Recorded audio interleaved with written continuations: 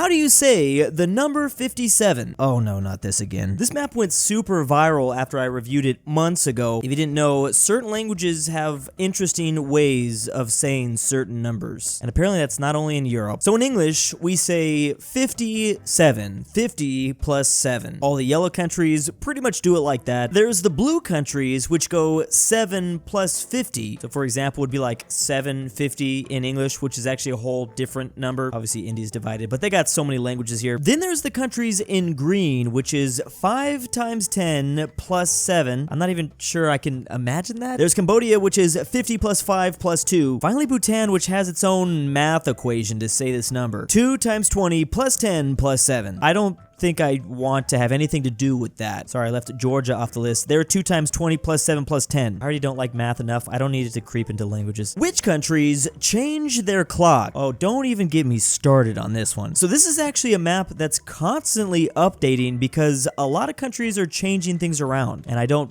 just mean the clocks. These are basically all the places which practice daylight savings, or used to, but then there's the countries in gray which never practiced daylight savings. That's probably what we should have all done. That's my opinion though. I know there's some people that really like daylight savings. I'm good. And I'm saying this in the fall. You'd think I'd be more pro daylight savings because I just gained an hour. I appreciate that, but I'm gonna want to kill myself in the spring. So all the purple countries once had daylight savings, but now no longer practice it. And then there are the places in blue which still do. But the war against this is slowly being won, at least from my perspective. It usually starts with like a state or two, and then slowly the entire country turns over. I'm sorry, I just passionately despise losing a whole hour in the spring. Like it doesn't make sense. I don't care. When this was first passed about 100 years ago, I guess it made sense, but no, I'm good. We don't have to do this anymore. Map of North Africa 8,000 years ago, at the peak of the African humid period. If you couldn't tell, the Sahara Desert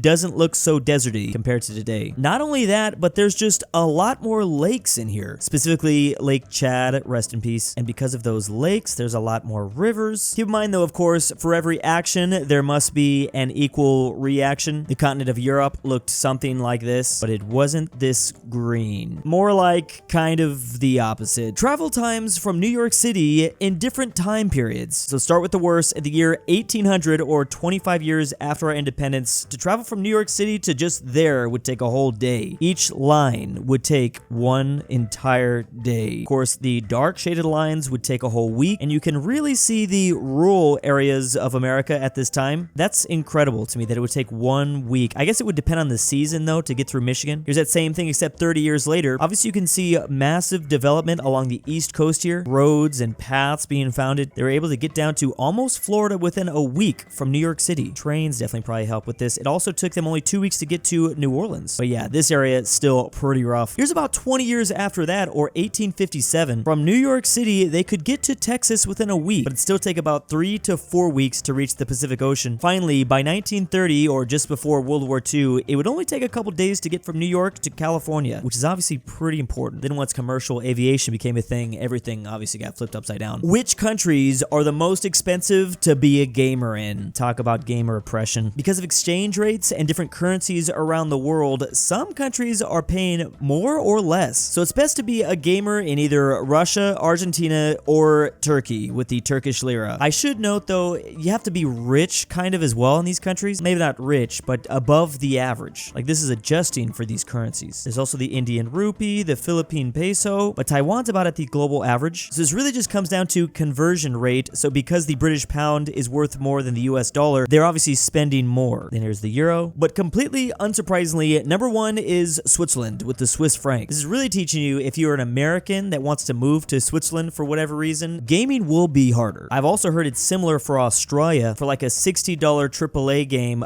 they're paying close to 80 bucks. Fastest growing economies in the world. Economically, the world average year over year is 2.9% growth. This is Vietnam and the Philippines, Cambodia, Ethiopia. Keep in mind some of the regions regions these countries are coming from. India in 11th place grew by 6.3%. The green bars are countries in Asia. The yellow are countries in Africa. Libya grew by 7.5%. Then there's the top three, Palau, Guyana, and Macau. Macau grew by 27.2%. Macau is the small region right next to Hong Kong under China. Now keep in mind this chart is interesting. It is a good thing no matter what when your economy grows, but it also could mean that the economy was doing just really horrible like 2 years ago, and things are just kind of getting back on track. Which part of your country is the richest? For Spain, France, Italy, Switzerland, and Belgium, it's all the northern part, which I'm not really sure how they calculate this, and it shouldn't be too surprising to find out. For the UK, it is the southern part that is the richest. Part of this is definitely coming down to like population, but then some of it has to do with geography. Portugal's richest part is in the west. Same goes for the Netherlands. I mean, they're obviously closer to their coasts and ports. For the really cold Nordic countries, obviously the south is the richest. It's easier to live and make money and not a barren frozen tundra. Interesting that Denmark is one of the only countries where their richest part is in the east. That's the same for Bosnia and Lithuania. Obviously the richest part of North Macedonia is in the north. Isn't this entire country north? It's in the name. Finally, there's all these countries in the east where their richest part is in the west. That's a fascinating pattern right here. I mean, obviously there's Russian Siberia in the east. It's hard to make money over there. If you look at this map, like it's showing directions like arrows, this is really the big economic zone of the entire continent. The state of military conscription around the world. In the blue country, there is no enforced conscription. In the yellow, it's limited conscription. In the red, there is conscription. Basically, these places have compulsory enlistment for state service, usually the armed forces. I think one of the most popular countries with this is obviously South Korea. Not really shocked at all that North Korea does that too, though. I knew that Switzerland did it because I've actually talked to some of my viewers about their own experience in it. There's Finland, which I like how some of these countries have a very obvious reason why they do that. But then there's the gray category, which I think is arguably even more interesting. It's either they have no data or they have no military. So I knew that Costa Rica was one of those places. But then, of course, there's the normal offenders of no data, Greenland and the Western Sahara. Unfortunately, this is one of those maps, though, that can change quickly. Countries which are technically one-party states. And interestingly, a lot of them are all huddled together. We've got Vietnam, Laos, North Korea, and then the big one, China. But then there's also Cuba in the west, and the one I didn't realize, Eritrea here in Africa. I like how we have the party names of all these places as well. Chinese Communist Party, Communist Party of Cuba, Communist Party of Vietnam, Workers' Party of Korea, and Lao People's Revolutionary Party. At least they decided to change it up. Then there's Eritrea with People's Front for Democracy and Justice. They're a